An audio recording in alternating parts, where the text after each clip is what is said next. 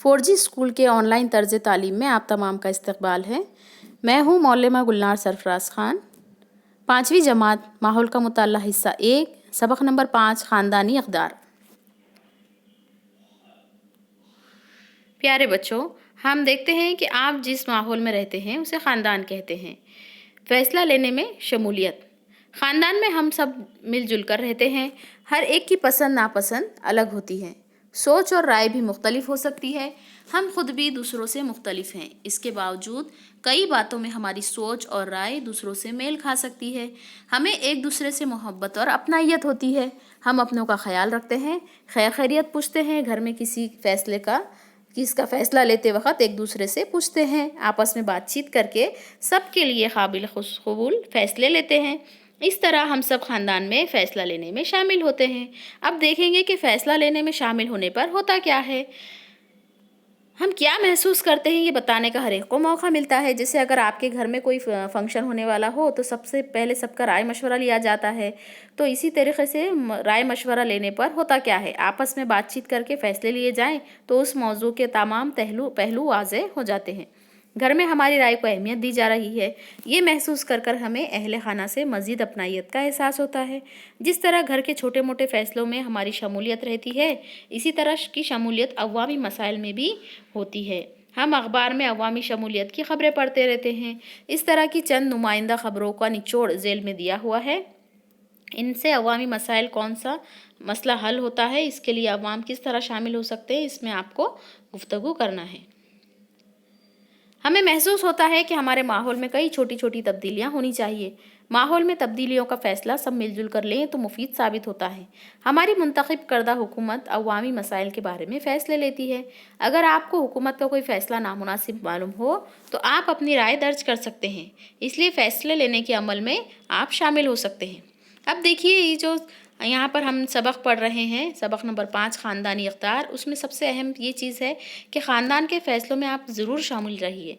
सिर्फ दूसरों की सुनी सुनाई बात से ही अपना जहन मत बनाइए। ख़ुद की जो भी राय है इसके बारे में अपने ख़यालात का इजहार कीजिए। ईमानदारी और बेईमानी के नताइज। हमसे अच्छे अमल भी होते हैं, बुरे अमल भी होते हैं, कभी गलती हो जाती है, लेकिन अपनी गलती का एहसास होते ही अपने वालिदैन, भाई बहन, दोस्तों, सहेली को साफ दिल से बता दें। इससे हमें अपनी गलती की इस्लाह का मौका मिलता है और हमारी ईमानदारी ज़ाहिर होती है। इसी के साथ हमें अपने काम खुलूस से अंजाम देना ज़रूरी है। रिश्तों में आपसी भरोसा बरकरार रखना और किसी को धोखा ना देना, ये भी ईमानदारी की अलामतें हैं। ईमानदारी हमें निडर बनाती है। इसके बरक्स बेईमानी करने से हमारी खुद एतमादी में कमी आती है। ख़ानदानी और अवामी ज़िंदगी में भी हमें ईमानदार होना चाहिए। ईमानदार इंसान को हर कोई इज़्ज़त की निगाह से देखता है। ईमानदारी ही हमारी ताकत होती है। अवामी ज़िंदगी में ईमानदारी। अब ये ईमानदारी आपको अवामी ज़िंदगी में किस तरह से फ़ायदेमंद साबित हो सकती है। अवामी ज़िंदगी में ईमानदारी बरकरार रखने से अवामी खदमात व सहूलतें हमें बेहतर अंदाज से हासिल हो सकती हैं। बस या ट्रेन में बगैर टिकट के सफ़र करने से क्या होगा, हमारा आमदोरफ्त का निज़ाम खसारे में चला जाएगा और कुछ अरसे बाद बंद भी हो सकता है। हर शख्स ईमानदारी से टिकट ले तो ये मसला पैदा ही नहीं होगा। ईमानदारी के ज़रिए अवामी ज़िंदगी में काम करने की सलाहियत बढ़ाई जा सकती है। ईमानदारी का शऊर अवामी ज़िंदगी में बाकायदगी और काम करने की सलाहियत में मुफीद साबित होता है। आपसी ताउन की इफादियत। ताउन यानी मदद करना। जब हम एक दूसरे की मदद करते हैं तो उससे क्या फ़ायदा हासिल कर सकते हैं। हम ख़ानदान में एक दूसरे की मदद करते रहते हैं। इसी तरह ग्रोही खेल खेलते वक्त खिलाड़ियों में आपसी ताउन जितना ज़्यादा होगा, उनका खेल भी इसी कदर बेहतर होगा। खेल में पाया जाने वाला आपसी ताउन सिर्फ खेल तक महदूद ना रखते हुए इसे अपनी अवामी ज़िंदगी में भी बरतना चाहिए। समाजी ज़िंदगी में हर किसी को आपसी ताउन की ज़रूरत होती है। हमें भी दूसरों के ताउन की ज़रूरत होती है। गांव शहर में मेला, उर्स, इज्तिमात वगैरह तकरीबात में एक दूसरे के बाहमी ताउन से हम कामयाबी से हमकिनार हो सकते हैं। अब आपको करना क्या है, यहाँ पर आपको कुछ मुकालमे दिए हुए हैं, आपको ये पढ़ना है और फिर इसके मसाइल किस तरह से हल हो सकते हैं, या तो आप अपने दोस्त सहेली से गुफ्तगू कीजिए या फिर अपने भाई बहन से इस बारे में गुफ्तगू कीजिए। रवादारी की आदत।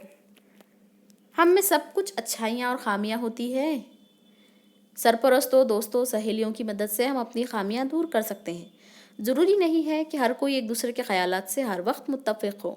اپنے دوستوں سہیلیوں میں کبھی کبھی اختلاف بھی پیدا ہو جاتا ہے۔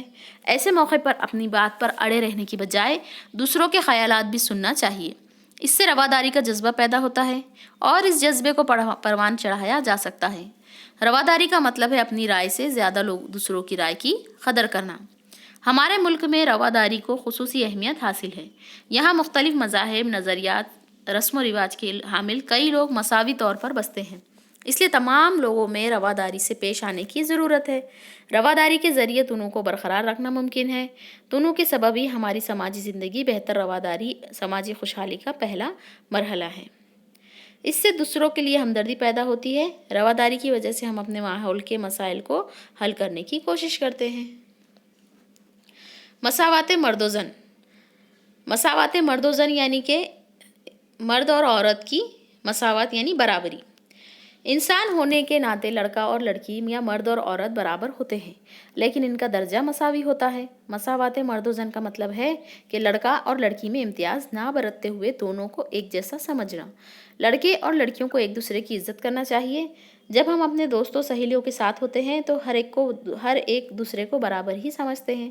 اچھے شہری ہونے کے ناطے بھی ہمیں برابری اور مساوات کا جذبہ قائم رکھنا چاہیے۔ مساوات کا جذبہ پروان چڑھنے پر سب کو ترقی کرنے کے مواقع ملیں گے۔ ہر کوئی تعلیم حاصل کر پائے گا۔ غذا، لباس، مکان، صحت اور تعلیم، مردوں اور عورتوں کی مساواتیں ضروری ہوتی ہیں۔ مساوات قائم رہنے کے لیے ان ضرورتوں کی تکمیل صحیح طور پر ہونا چاہیے۔ مرد عورت کو اس طرح کے خدمات و سہولیات کے مساوی حقوق حاصل ہیں۔ اس طرح تمام مردوں اور عورتوں کو ترقی کے مساوی مواقع ملنے چاہیے۔ مرد اور عورت مساوی ہوتے ہیں، اس موضوع پر آپ کو اب نعرے بنانے ہیں۔ ہمارے اس ویڈیو کو لائک کیجیے اور اگلے اسباق کے لیے ہمارے اس چینل 4G اسکول کو سبسکرائب کیجیے اور اپنی تعلیم جاری رکھیے۔